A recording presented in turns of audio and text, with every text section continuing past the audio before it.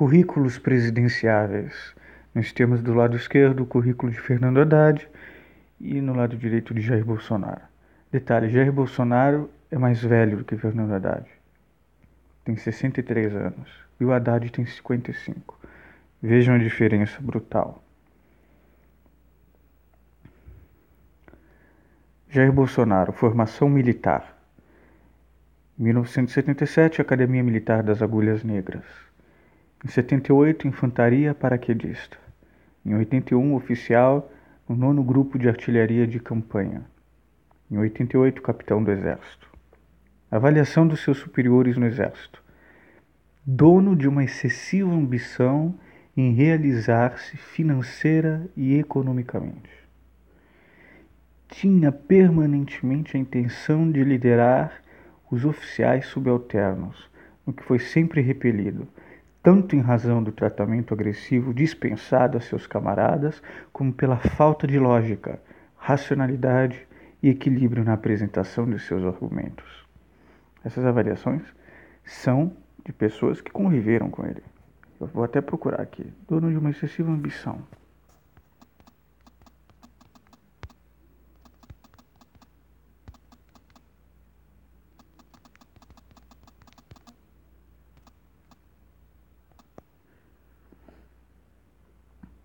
Ó, 16 de maio de 2017 na Folha.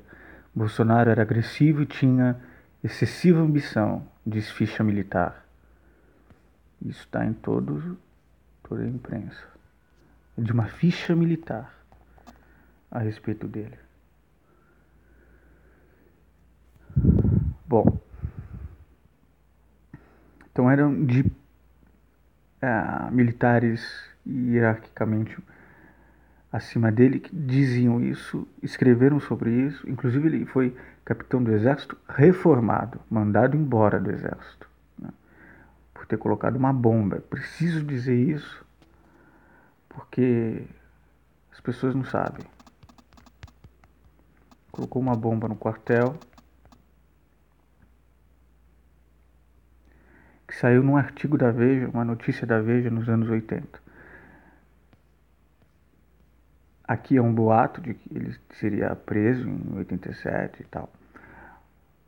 Mas, de fato, ele admitiu atos de indisciplina e deslealdade no Exército. Isso está bem colocado. Experiência política. Bom, vejam só. Reformado, mandado embora do Exército, ele se instala na política, né, durante a redemocratização. Logo se instala na política.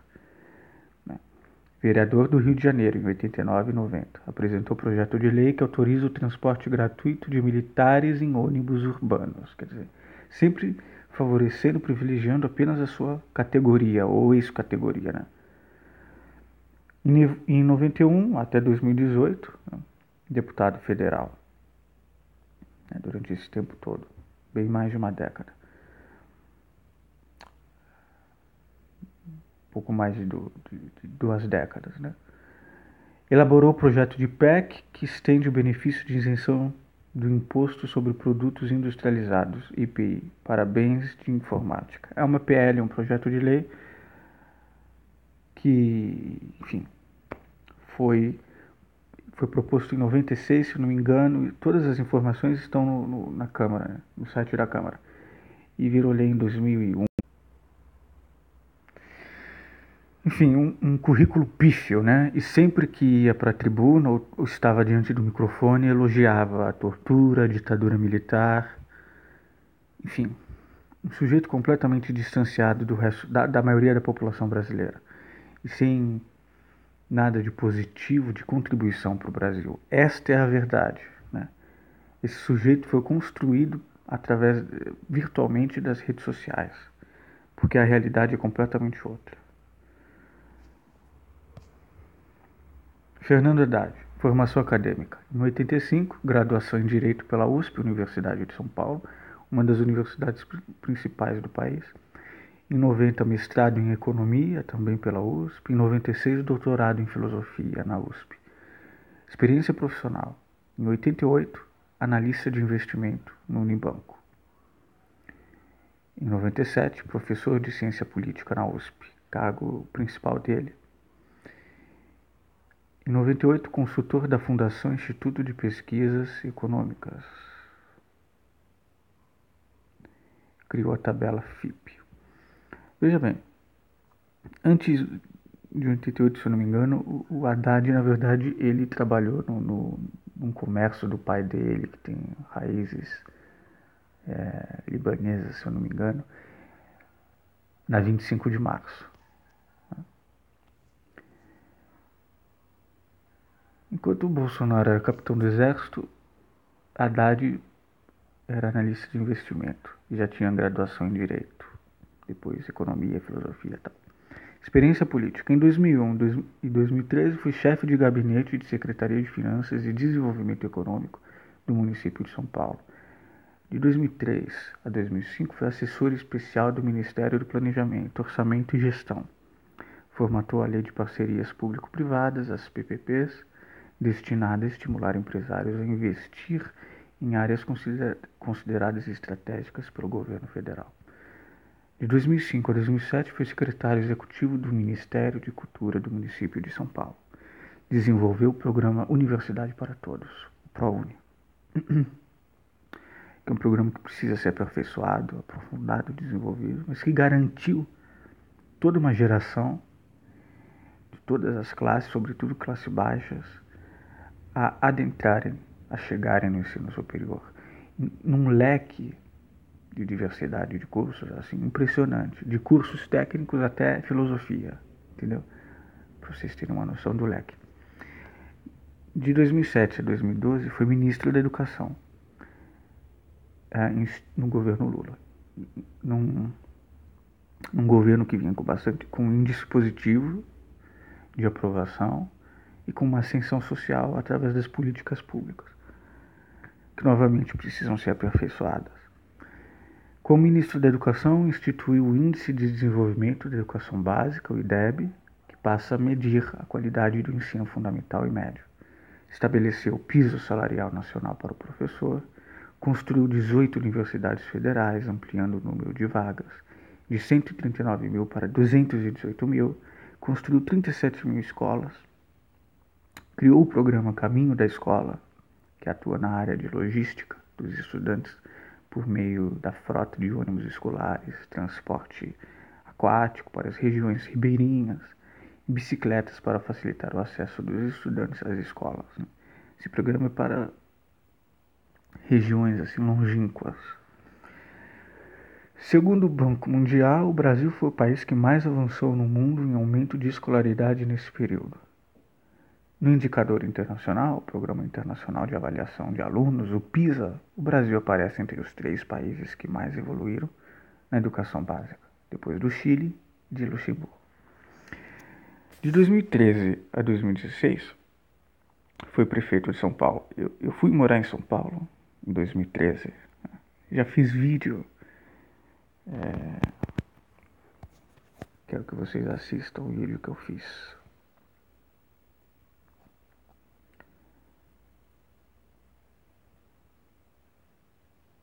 Vamos.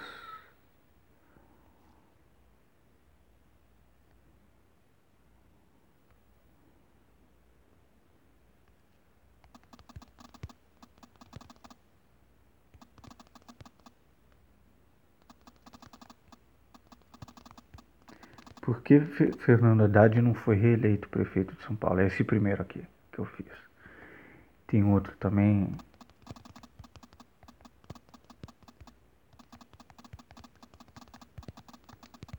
A respeito de um prêmio que ele ganhou como melhor prefeito da América Latina.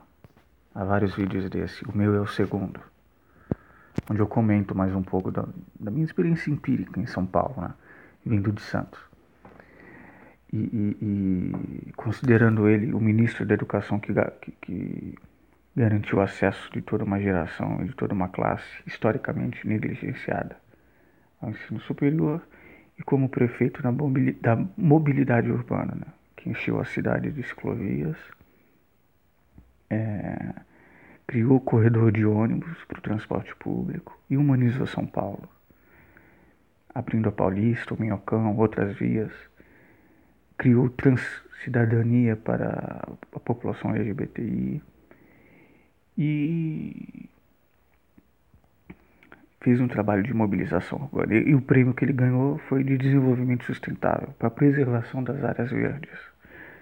Foi algo que ele encontrou alguma resistência dos financiadores da campanha dele, lógico, que querem explorar áreas verdes. Bom, de 2013 a 2016 foi prefeito de São Paulo. Reduziu o número de mortes e feridos no trânsito. Isso ele fez reduzindo a velocidade nas marginais, que foi algo que a população paulistana se indigna. A população paulistana é motorizada, pobres e ricos, com uma mentalidade bárbara no trânsito. Isso foi um dos motivos que o fez não ser reeleito. Não gostaram disso, de ter que diminuir a velocidade nas marginais, nas grandes vias, e ele apresentava dados no Facebook dele, vocês podem procurar, que essas medidas reduziam o número de mortos e feridos. Bom, criou a Secretaria de Direitos Humanos. Só um adendo. Eu não sou de elogiar nenhum político, mas é que o Haddad ele tem uma visão urbana e educacional e de gestão pública, de administração pública, inclusive como professor da INSPER, né, disso, que ele não é um político tradicional. Ele, como professor, nunca precisou de cargos políticos. Então, quando ele vai para a política, é porque ele tem projeto para pôr. E nesse momento delicado do fascismo batendo na porta, eu o elogio, sim, sinceramente, com toda a sinceridade. Inclusive porque morei em São Paulo. Criou a Secretaria de Direitos Humanos. Reduziu o número de mortos e feridos no trânsito. Criou a Secretaria Municipal de Políticas para as Mulheres. Criou a Secretaria de Igualdade Racial. Incentivou o parto humanizado. Implementou a UPA 24 horas. Especializou o atendimento para mulheres vítimas de violência sexual. Tratou dependentes químicos, articulando diversos setores públicos. Deu prioridade ao transporte coletivo sobre o individual. Foi o que eu disse antes. Construiu mais de 200 quilômetros de faixas exclusivas para ônibus. Também falei nisso. Construiu mais de 400 quilômetros de ciclovias. Também falei.